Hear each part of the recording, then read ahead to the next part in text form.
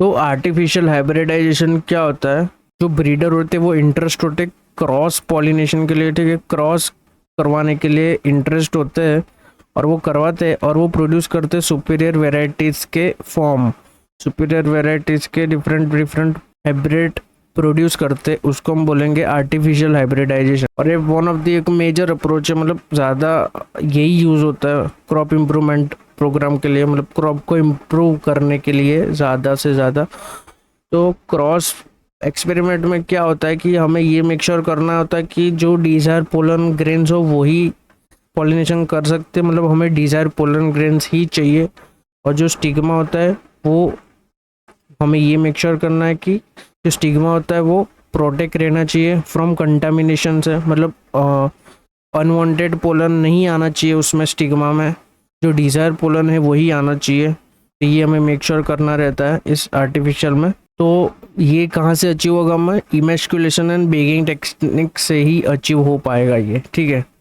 मतलब ये stigma contamination से बचना चाहिए और डिज़ायर पोलन ग्रेन होना चाहिए, ये इमेस्कुलेशन और बेगिंग से ही हो पाएगा। तो चलिए पढ़ते हैं क्या है इमेस्कुलेशन एंड बेगिंग। तो जो फीमेल पेरेंट हैं वो बियर्स करते हैं बाइसेक्सुअल फ्लावर्स को, ठीक है। तो उसमें क्या होता है कि एंथर रिमूव हो जाते हैं फ्लावर बड के ऊपर से, और जो एंथर होता है वो डेसेंस कर जाते हैं पैर के साथ। तो इस स्टेप को हम बोलेंगे इमेस्कुलेशन।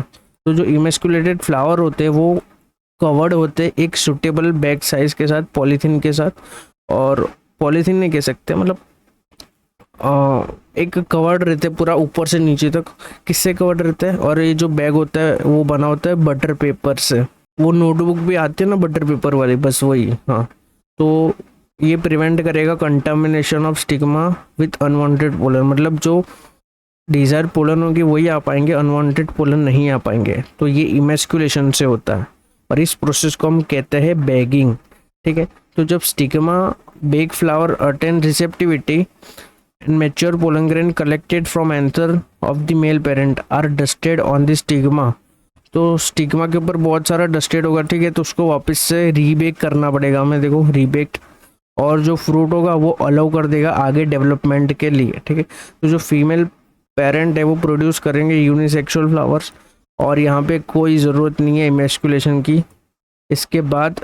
और जो फीमेल बर्ड्स होंगे वो बेक्ड करेंगे, बेक्ड हो गए फ्लावर ओपन होने से पहले। तो जो स्टिग्मा होगा वो रिसेप्टिव हो जाएगा और पॉलिनेशन हो जाएगा, इनके बीच कैरिड आउट हो जाएगा। किसका होगा, डिज़ायर पोलन का होगा, और फ्लावर को रीबेक कर देंगे तो इनको अच्छी वाली सुपीरियर हाइब्रिड मिल जाएगी। तो इसको ही बोलते हैं हम आर्टिफिशियल हाइब्रिडाइजेशन, और ये किससे होता है, इमेस्कुलेशन और बेगिंग टेक्निक की वजह से ही होता है।